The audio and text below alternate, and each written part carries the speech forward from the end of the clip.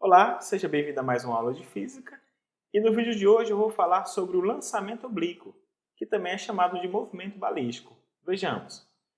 Considere que nós temos aqui um canhão e ele vai realizar um disparo. O projétil disparado vai descrever uma trajetória parabólica, conforme podemos observar. E o nosso objetivo aqui é entender como é que se dá a dinâmica desse movimento. Nós chamamos de alcance esse deslocamento horizontal do projétil, desde o instante de partida até o instante em que retorna ao nível horizontal do lançamento. E essa distância na vertical, daqui até o vértice da parábola, nós chamaremos de altura máxima. Muito bem, nós sabemos que a velocidade vetorial é tangente à trajetória em todo instante. Então, vou colocar aqui o V0, que é a velocidade inicial, observe, tangente à trajetória. E observe que o V0 ele forma um certo ângulo com a horizontal. Chamarei esse ângulo de θ. Então a brincadeira aqui consiste em decompor essa velocidade nas suas componentes horizontal e vertical. Eu vou começar então aqui por Vx, que é a velocidade na horizontal. Essa é o V0x. E eu também vou decompor na vertical, onde nós teremos o V0y. A mesma coisa eu vou fazer nos outros casos. Observe, aqui eu tenho Vx e aqui eu tenho Vy.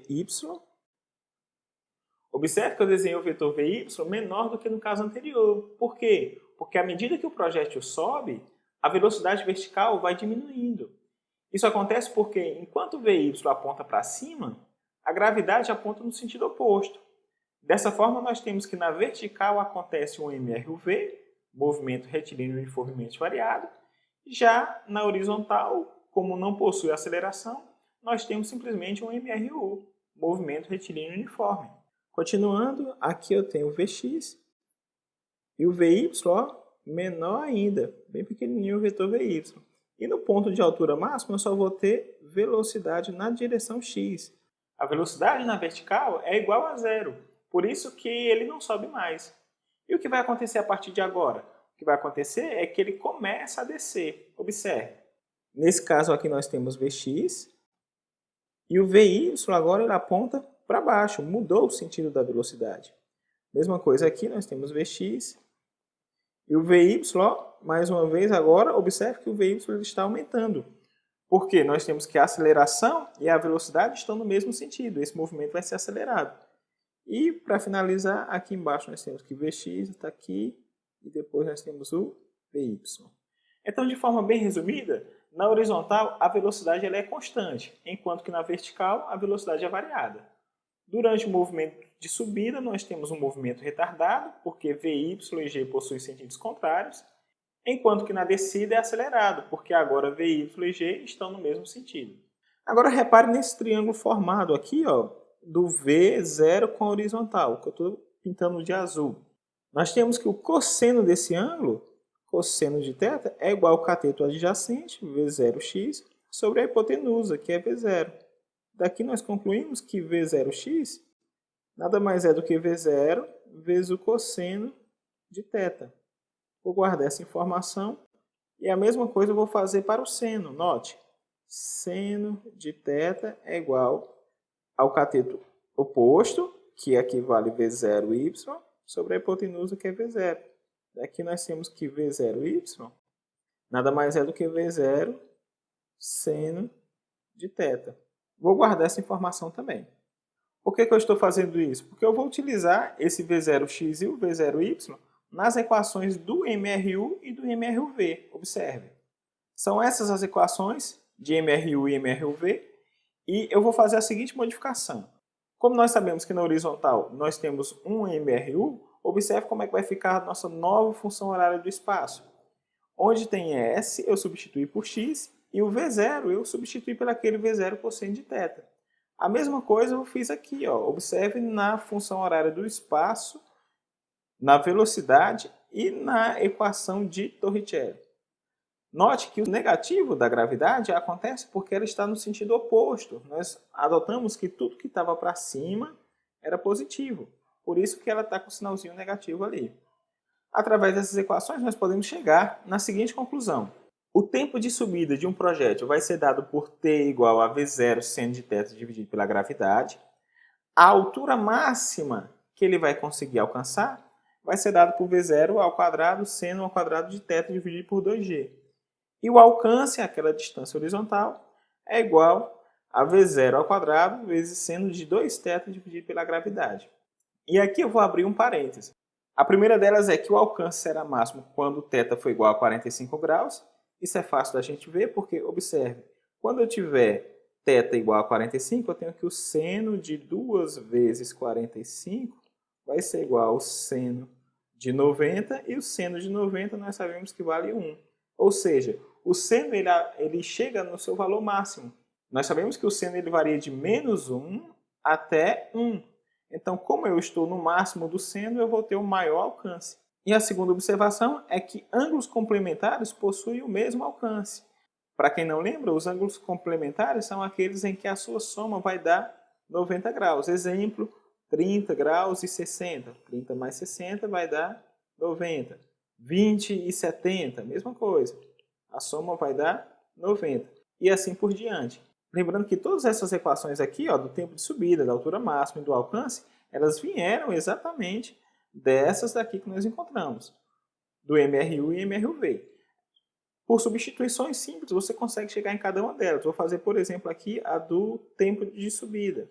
Nós temos que Vy é igual a V0 seno de θ menos gravidade vezes o tempo. Mas na altura máxima, o Vy vale 0. Então, 0 é igual a V0 seno de θ menos gravidade vezes tempo. Se eu passar a gravidade e o tempo para o outro lado, eles ficam positivos. Então, V0 seno de θ. Logo, o tempo é igual a V0 seno de θ dividido por g. E aí nós chegamos exatamente na equação, na fórmula que a gente tinha ali. Lembrando que o tempo de subida ele é igual ao tempo de descida. Então, se você quiser calcular o tempo total que o projétil passou no ar, é só você pegar esse tempo aqui e multiplicar por 2. A demonstração da altura máxima e do alcance eu deixarei como exercício para vocês, porque agora eu quero resolver esse exemplo. Observe. Vejamos, o problema diz: um corpo é lançado obliquamente com velocidade de módulo 15 metros por segundo, formando um ângulo de 30 graus com a horizontal. Sabendo que o seno de 30 é igual a 0,5 e o seno de 60 é aproximadamente 0,87, determine. Item A, o alcance horizontal, B, a altura máxima, e o item C, se o ângulo de lançamento fosse 60 graus, mudaria o alcance? Vejamos. No item A, para calcular o alcance, nós temos que A é igual a V0 ao quadrado, seno de 2θ, dividido por G. Isso aqui vai ser igual a V0 ao quadrado é 15 ao quadrado, vezes o seno de 2 vezes o ângulo θ, que é 30 graus, dividido por 10, que é a aceleração da gravidade. Isso daqui vai dar 225 vezes, observe, seno de 2 vezes 30 é o seno de 60, que é 0,87, dividido por 10, que vai ser aproximadamente igual a 19,5 metros. Isso eu não estou fazendo arredondamento algum.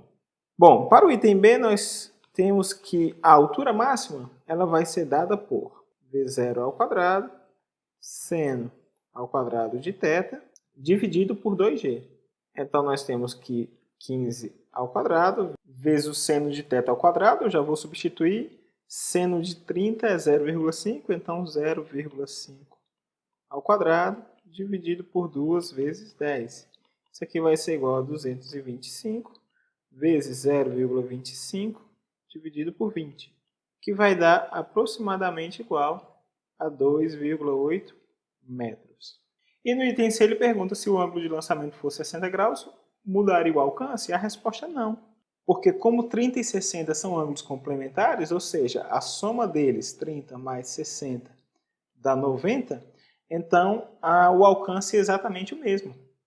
Toda vez que você tiver ângulos complementares, você não vai modificar o alcance, conforme nós podemos observar nessa simulação. Acompanhe. Ok, esse daqui é o nosso simulador. E antes de resolvermos aqui o nosso exemplo, eu quero mostrar para vocês só alguns conceitos. O primeiro é com respeito à velocidade. Ao disparar aqui o canhão, deixa eu colocar a velocidade, note que ela sempre é tangente à trajetória. Esse é o nosso vetor velocidade. Agora eu vou decompor ele nas componentes horizontal e vertical. Perceba que o Vx ele sempre é constante, enquanto o Vy vai diminuindo, zera na altura máxima e depois inverte o sentido do movimento. É válido ressaltar que nós estamos desconsiderando os efeitos de resistência do ar. Caso eu coloque ela, note que o projétil ele cai antes devido à perca de energia com o ar. Nós falamos também que o alcance máximo vai ser para quando o ângulo for de 45 graus e, como você pode observar, realmente isso acontece para o ângulo de 45. Vamos simular agora o exemplo que nós resolvemos. Aqui está o canhão posicionado a 30 graus, a velocidade inicial vai ser de 15 metros por segundo e estamos considerando a aceleração da gravidade igual a 10 metros por segundo ao quadrado. Note que eu não marquei a resistência do ar. Então, para todo caso aqui não tem resistência. Vou efetuar o primeiro disparo e o nosso alcance foi de 19,5 metros, que é basicamente o que a gente tinha calculado. Agora eu vou aumentar o ângulo para 60 graus, que é o que pede lá no item C. Observe que o alcance ele continua sendo o mesmo. Isso acontece por quê? Quando o ângulo é de 30 graus, ele vai mais rápido, ele chega mais rápido no alvo. Enquanto que no ângulo de 60 graus, nós temos que ele passa mais tempo no ar até tocar o solo. Observe que aqui nós tivemos um tempo de 0,75 segundos para chegar até a altura máxima, enquanto que quando o ângulo era 60 graus, nós tivemos um tempo de 1,3 segundos. E observe que o tempo total foi de 2,6, ou seja, 1,3 para subir e 1,3 para descer, que foi o que a gente tinha conversado, que o tempo de subida é exatamente igual ao tempo de descida. Então é isso, pessoal. Mais uma vez, muito obrigado. Agradeço bastante a atenção. Eram essas as informações que eu tinha que passar. Espero realmente ter ajudado e nós nos encontramos no próximo vídeo. Até lá!